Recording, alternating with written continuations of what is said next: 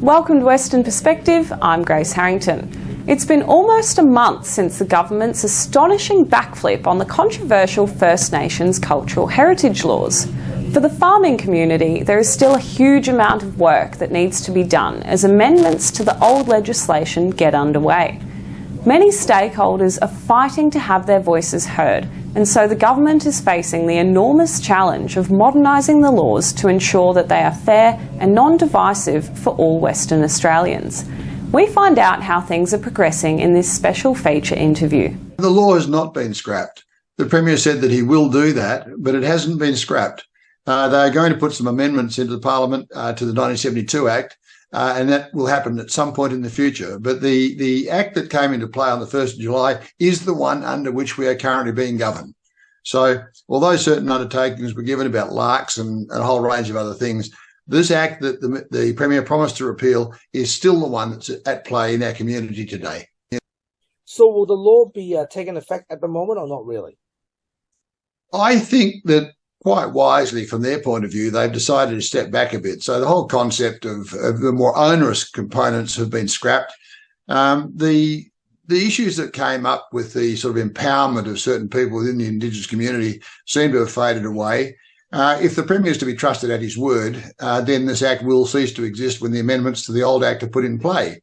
But he indicated he'd do this in a hurry, and it does seem as though it won't be until almost the end of the year before we see the scrapping of the Act and the new Act amended come into play. So, look, we're not out of the woodwork yet, and there's a grave amount of concern in the community that even if the Premier doesn't get this piece of legislation in play in the way he'd like to, the federal government have actually got something very similar to the ACH hovering in the wings, and I think they're probably waiting to see what happens with the referendum. And if it is soundly defeated, then we probably won't hear too much about it.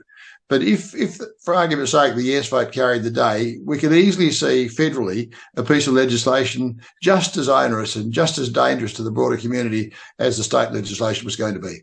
But isn't it true that it's important to separate both issues, both the Aboriginal Land Heritage Act and the voice to Parliament? Because you can't. You can't. You cannot for 1 second do that. They are two different things. How can you not put it beside? But they're linked together. They're linked together because what actually happened with the ACH Act that came into play in the 1st of July was that a whole bunch of people within the more aggressive side of the Indigenous community suddenly saw this as a real opportunity to have a crack, to jump in and do some things that were not within the broader spirit of the Act.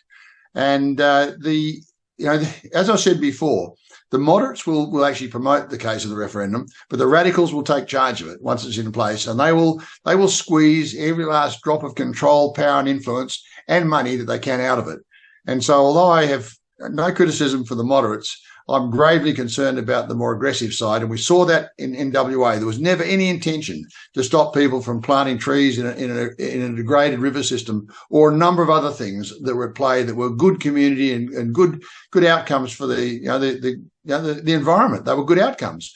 But we saw people suddenly stand up and say, "It's not your land, it's my land, and I will tell you exactly what you can and you can't do on my land."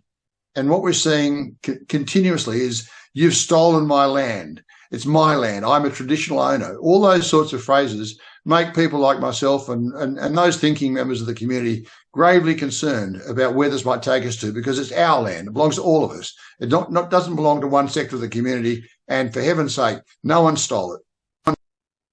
Okay, so what's the next step from the legislation? Because your association has a lot of work to do, and also a lot of advocacy and argument to do for the farming community and also the pastoralists as well. I mean, if we protect the interests of our members and their farmers and pastoralists, we are protecting the interests of every single citizen in Western Australia that owns private property. We're protecting the economy. We're protecting the future of our nation. When you actually attack private property rights, you're attacking the fundamental things that underpin our society today. And I think that what happened with the sort of the kickback that the Premier suffered when he introduced the law was a clear recognition that ordinary people in the community, they knew what was going on here, and they were gravely concerned, because even if it didn't impact them directly, indirectly it was going to. So one of the things I do want to ask you is, what are the specific parts of the legislation that you'll be targeting priority one to get rid of, in your view? Look, mostly it's about the right of people that own property to go about their daily business without feeling as though they need to get permission from somebody else. And what was embedded in the legislation as it was with the creation of these LARCs that were to determine whether you were even going to be allowed to do what you had previously been allowed to do on your private property. So we're not talking about a farmer in the wheat belt of Western Australia.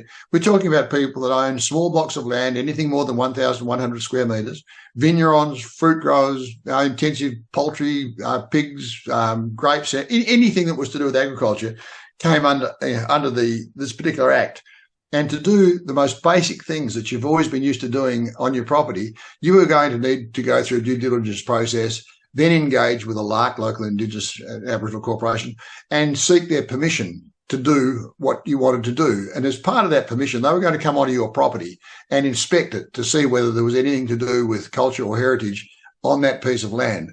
And this was outrageous. How on earth they ever thought that this was ever going to fly, that this was a fair thing, I've got no idea. And I think what concerned people most of all was the heritage side of it. No one wants to destroy heritage, no matter whose heritage it is. That shouldn't happen. But it was the culture side of it, the absolutely unmeasurable concept of culture. And look, culture, there's lots of religious groups in Australia, the Jews, the Muslims, the Christians, the Hindus, all sorts of groups. And there's never been any overt willingness of any of those groups to inflict themselves on the broader community. But the culture side of the Indigenous argument has been that it's about timelines, it's about rivers, it's about woggles, it's about serpents, it's about a whole range of things that they have every right to believe in. There's no issue about that, but not to inflict that on other people. Religious freedom is a great thing, but it also means believe what you'd like to believe in, but don't press it onto other people. What will be the PGA's next step when it comes to safeguarding your members' rights? Because at the end of the day, there are other stakeholders such as Indigenous corporations, such as government, such as local councils, and all the other businesses and property developers. How are you going to balance your interest compared to other people's interest?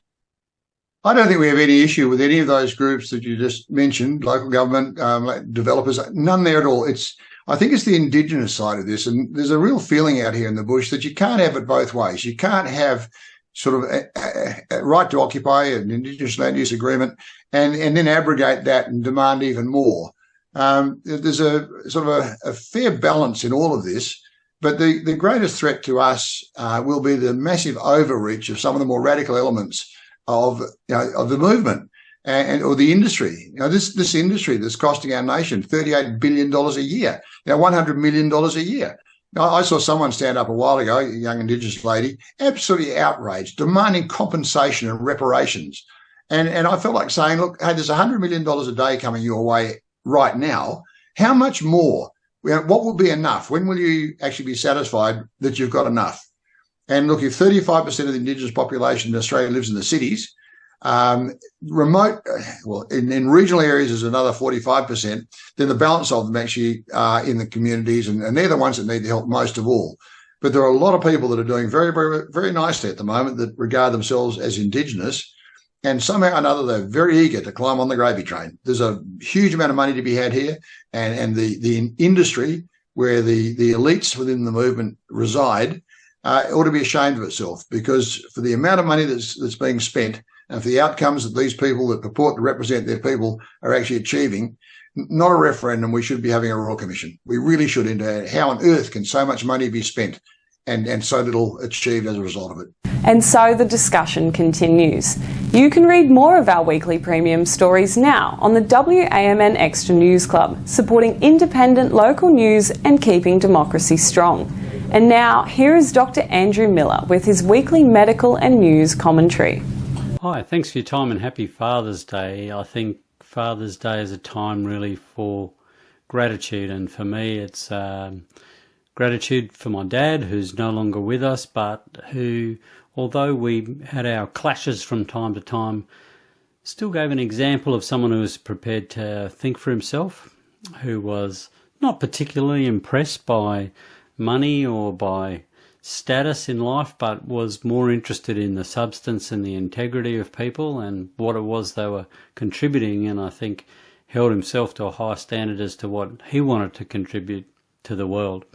And maybe as a teenager, those aren't lessons that you ever appreciate and acknowledge for what they are, but they become part of your existence as life goes on. And of course, the other big piece of gratitude today is for the children that we have. And so I can't think of any more important aspect of my life than my family, and in particular the pride and the joy that I take in seeing my kids grow up to be thoughtful individuals who display empathy towards others and kindness, and who critically approach social issues in a way that they try to work out how this is affecting people who are more vulnerable than them. A lot of our kids have had a pretty lucky start in life living in this part of the world compared to many other places, and that's what I'm thinking about on this Father's Day, of how grateful I am for the wider community and the opportunities that it's afforded all of us.